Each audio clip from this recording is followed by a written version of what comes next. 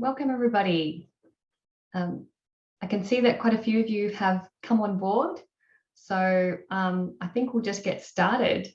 So just to let you know, just housekeeping wise, this is a Zoom webinar. So you can't actually turn your screen or your sound on, but please do be interactive. You can use the chat or the Q&A function at any time to ask questions, and I'll make sure that we cover those during the presentation or at the end. And we can also be more interactive. I can unmute people and have a chat as well if we need to as well. So if you'd like to, so that's also fine as well. So just before we get started, I'd like to acknowledge the traditional owners of the land on which we meet, or from the various places which we're meeting. But for me, that's the Bidjigal people, and I pay my respects to elders past, present, and emerging. Excellent. So we will get started, and you should be able to see my screen now and my presentation. So if you can't see anything, do let me know. But essentially, welcome to everyone to today's webinar around forecasting your regular giving program and forecasting using GivingInsight and the model that we use. So what I'm going to cover today is essentially some introductions, so you know who I am, the context, the story behind GivingInsight and what it is. And then I'm going to spend the majority of the time doing a demonstration of the tool, and I will have some time for Q&A at the end. But as I said before, if you have any questions, just pop them into the Q&A or chat and I'll answer them as we go, or at the end, whatever works. So who are we? Who am I? My name is Mythili Baker. Welcome again. I'm very pleased that you're able to join us. So I work at Altus Consulting, and Altus Consulting is a data and analytics consultancy. So we're privately owned, and that is all we do. So we work exclusively in the data analytics space. So that's from back-end data engineering to front-end reporting, BI, whatever to do with data, we do it. So analytics, dashboarding, predictive analytics, data governance. So we don't build websites. We've been around since 1998. We have offices in Sydney, Melbourne, Canberra, Auckland, and London. And my role at Altus is head of innovation. So what that means is I'm really looking for opportunities where we can take the expertise and the solutions that we develop for our clients and try to make them more accessible to more people. So build products out of the work we do. So I'm going to say up front that I'm not a fundraiser, I'm a data person. And hence when we started on this journey to look at fundraising analytics, we wanted to partner with someone who would bring the best practice business knowledge to what we did. So, we partnered with David Pettigrew, who very unfortunately, due to just very exceptional circumstances, was not able to join us today. But David is the director of Nourish NFP, a specialist fundraising consultancy, and he's essentially been a fundraiser for more than 20 years, with a very special focus on regular giving, but also very broadly in fundraising strategy. So David has worked a lot in this space and helped us develop the tool that we have today to sort of, to meet the requirements of a fundraiser. So why GivingInsight? Really, we all know regular giving is really critical. I mean, why do we need to forecast? Why do we need to forecast our regular giving? Because it's our planned income, it's our regular income streams where, it's very critical to delivering our programs. It's a critical revenue for organizations. And when things change as they have these days, it's really important to be able to forecast the impact of that on your regular giving donors and your income stream. But there are so many challenges in that space, is what we found. CRMs aren't designed to do this kind of forecasting or analytics. You end up in Excel, which I'll come back to, but it's time consuming and error prone. All this expensive software, or everything is very, very time consuming to actually try and get done something that, you want to actually focus your time on fundraising, but you're spending all your time wrangling data. And coming back to the Excel, because that's often where the forecast sits in. And, the scenario that a lot of the customers we have now originally had was where they you know, either some resources or a consultant has built this spreadsheet that tells you a prediction of your regular giving program, but nobody knows how it works. Everyone's scared to touch it. And if you make one slight change, the formulas all stop working. And, you know, it's a really common scenario and it can be really, really difficult, which is why we really focused on trying to create something very simple and easy to use. And that's very, very transparent. So what is GivingInsight? Really, it's a simple analytics service that helps you plan. So that's your forecasting and analyze your regular giving program. So we're going to focus on forecasting today, but I will touch on analytics. And if anyone wants to go deeper into that, I'm happy to hold a follow-up session with you to go through that detail. But the forecasting is really that ability to create short and long-term forecasts for your regular giving program. The analytics side is that we can connect automatically to your data set. So we connect automatically to Racer's Edge, NXT, and Salesforce, pull in your data every night and really do all the hard crunching to give you the key metrics to manage your program. So looking at attrition, declines, revenue, average gift, etc. And then being able to actually let you drill into that data by your campaign, cohort year, transaction year, supplier, appeal, whatever it might be.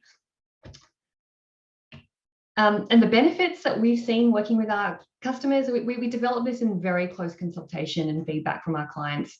You know, so we're trying to make it very easy to use and effective, very transparent forecasting capability, which allows easy reforecasting, which is something that I will go through with you today. And a lot of our customers have needed to reforecast when, you know, everything got whacked around earlier this year, and there's still a lot of uncertainty on the horizon.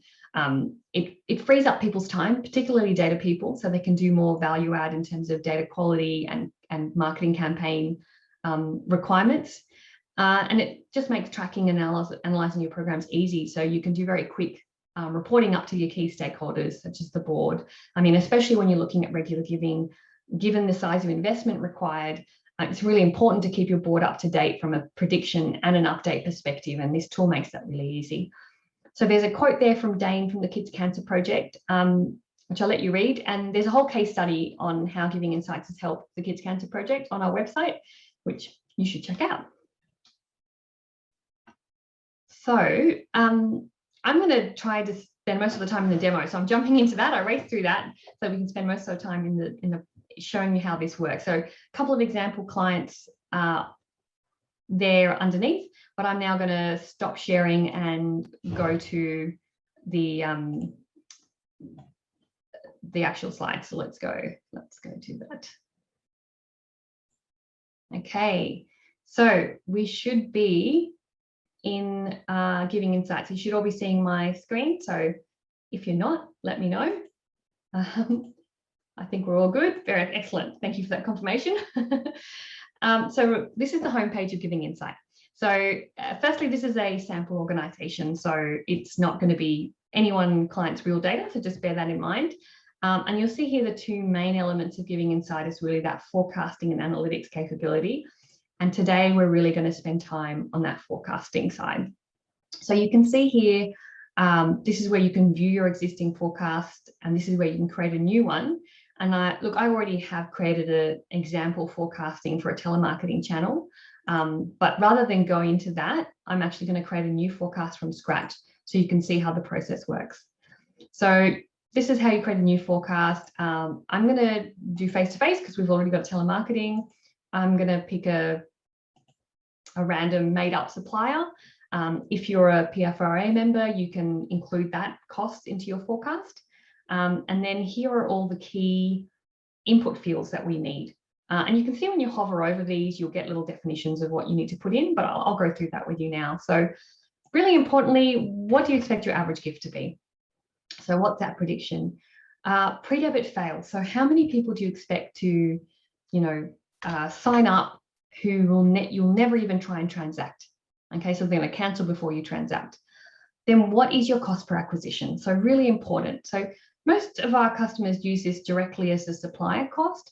Some of our clients, though, will take that and calculate a portion other costs in our organization into the cost per acquisition. So they might have a two-step campaign. They want to apply some of that original lead generation to the cost per acquisition.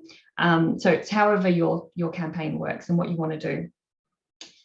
You can optionally enter a donor care cost. So again, for some organizations, it sits inside or outside their forecast. So this would be like a couple of dollars per donor per month for the cost of that, whatever your retention care program is. Also, you can budget a transaction cost that you're getting charged by your payment gateway or banking institution. So I'm going to leave those two out for simplicity's sake.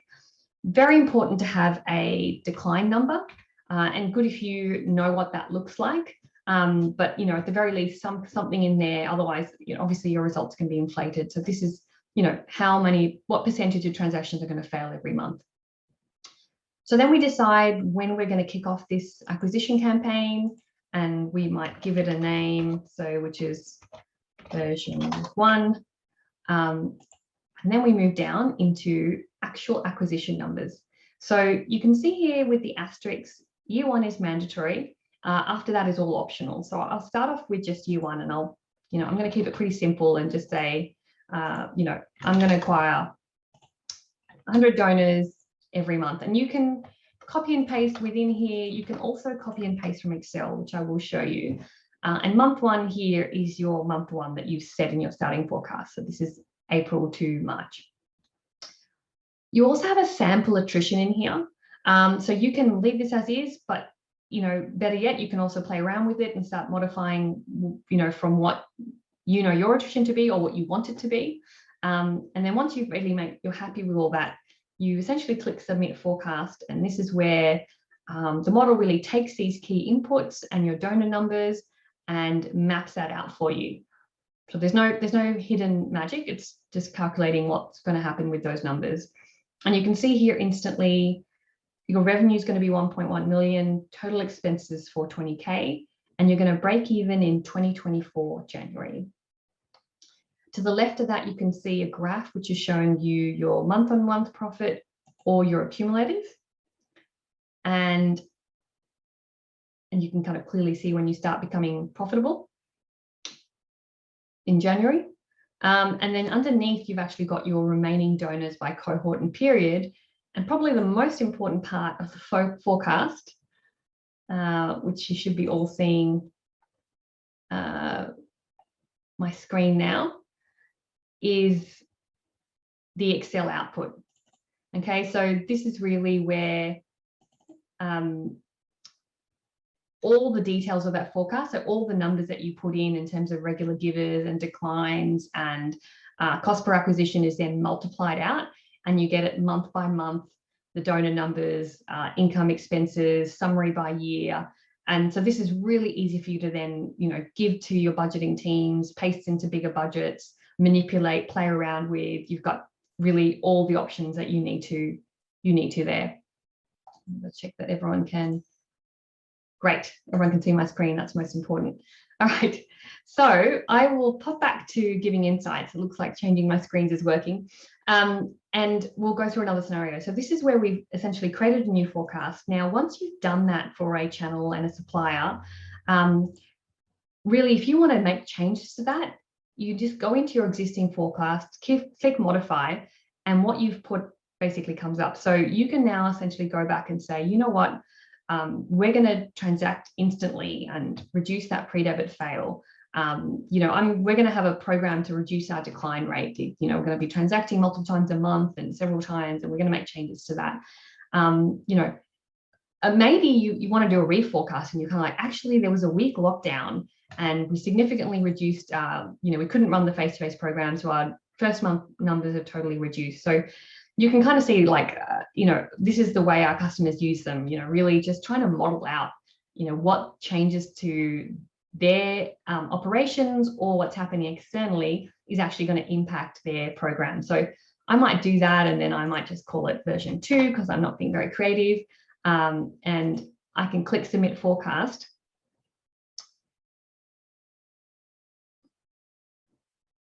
And you can see that with those slight changes, I'm breaking even in October 2023, even though I reduced my month 1 by half. So you can see a 1.2 total revenue with 402 expenses, the same graphs. And again, you can export that out and dive into all of the details. So that's really important. So a couple of other things I'll show you now. So really that was for the short-term forecasting and reforecasting. I will open up one of those forecasts again and, show you how you can use this for long-term planning. So really, you have your forecast again, but you've only entered a year, but the board want to see a 4-year forecast. So here's where I think it's really easy to use Excel. So if we go into Excel, you can essentially see, I might be like, okay, so I said I'm going to get 100 donors every month for the first 12 months, but 4 years, my plan is going to be, also 100 donors, or maybe in year 3 or year 2, we're going to invest more heavily in the supplier that we liked, or, because they did a job for us, whatever it might be. And really, you can take those numbers, go back to your forecast and paste them in. So it just makes it a little bit easier. And you can actually do the same with your attrition as well. So you can, copy that attrition out, and you can say, look, it's not what it's looking like. I'm going to make changes to that. And, plus 1.01 everywhere, whatever you want to do, come back in and paste that. So it's pretty simple to do. So this might be then my version 4 years, for example. And then I can essentially, whatever other changes I want to make, and you can submit that. And as it calculates your 4-year forecast, it will think a little bit longer, but then you'll also come back with the same information that you need. And I'll just do a quick check and see if there's any questions coming up. Not yet. So now you can see what your 4-year program revenue and expenses look like, when you might break even, and really, really importantly, that export to Excel, so you can really dive into your annual summaries and look at the results and see what's going to happen month by month, and feed that into your total forecast. So that's how you do a long-term forecast using GivingInsight. So a couple more things to show you. So probably the next key functionality with the forecast is the ability to combine forecasts. So, you might combine or compare, essentially. So you might want to, let's say, for example, now you want to look at what your overall fundraising program is going to look like, acquisition program for regular giving, and you're going to invest in both face-to-face. So I'm going to add this face-to-face version 2 to my collection. Plus you're going to do a telemarketing campaign. So I'm going to add this to my collection as well. So now if I click view collection, what you're going to see now is the combination of those 2 forecasts. So what is my total revenue and total expenses going to look like? Combined, when will I break even? I can look at my month-on-month and accumulated profit again. But if I like to, I can also compare. So I can see which channel is going to be more profitable for me in the long term, how that's going to actually pay out. And it's exactly the same process if I wanted to compare best case, worst case scenarios. If you want to start playing around with some of the inputs and then understanding what the long-term impact is, you can essentially add to collection and compare. And all importantly, as usual, you can export all that data to CSV and dive into all the details. So this is really the forecasting functionality, and hopefully you can see that it's very, very, it's easy to use, it's transparent, and it really kind of gives you the key information you need quickly, plus the underlying details, and nothing's hidden, that you can then input into your other stakeholders and other spreadsheets and whatever else you need them for. So what I'm going to quickly show you now is just two other functionalities. So this is just using forecasting exclusively on its own. If you also then use the analytics feature, which almost all our customers do also do analytics with us as well, that is that they give us their data to do these kind of analytics. What I want to show you can also help forecast, and I won't go into the full details of the analytics because we won't have time. If anyone's interested, get in touch and I'll walk through how, we have a number of different views that help you analyze your program. But what I wanted to show you quickly right here is this little table, which is your overall attrition. So it should look a little bit familiar because it's exactly like the one in your forecast table. So you can, pick a supplier and all their transactions, and that you're doing a forecast with the same supplier, or you can pick a channel or whatever it is that you have your data set on, and you can essentially say, well, this is actually what my attrition looked like, and you can copy that and paste it directly into your forecast, or play around with it, whatever you'd like to do. So that's what you're able to do. So use your actual attrition to do your forecasting, which can be very powerful because nobody's attrition is standard. You know, most people's attrition curve looks slightly different. You know, it's always the curve is like slightly bumpy. So that's using your actual attrition in your forecast. And probably the last thing to show you, if we do have your actual data as well, what we also do is run a machine learning driven predictive model, which predicts your future revenue based on your current cohort. So, you know, we've really covered all the acquisition program forecasting, but what about your current donors? How much revenue are you expecting from your existing cohort over the years? So what this model does is really takes your attrition curve per cohort, sees where on that curve they are, applies that attrition and takes it forward. So it gives you a high level forecast of donor numbers and revenue numbers that, you know, is also really useful to show, you know, back to the board and doing your full future forecast back to stakeholders. So that's helpful. I mean, a lot of people already have models to predict existing revenue, but this can also be another sanity check, is what some of our customers like to do, is like, okay, let's, you know, this is a machine learning driven model, this is my top down, this is my bottom up, whatever it might be. It's a really handy sanity check of what my future income expectations are going to be without having to do a lot of work in Excel for. So yeah, people do really appreciate that. So I have come to the end of the demonstration part. I wanted to check if there's any questions. I'm also very happy to do a new forecast with someone on the line if they want to. If they want to enter some numbers and see what they might look like, I'm happy to do that with you now, or you can always get in touch with me later and you can kind of see what that looks like. While you're doing that, I'll go back to my presentation because we do have some common questions, but we'll see if there's any questions from people on the call now.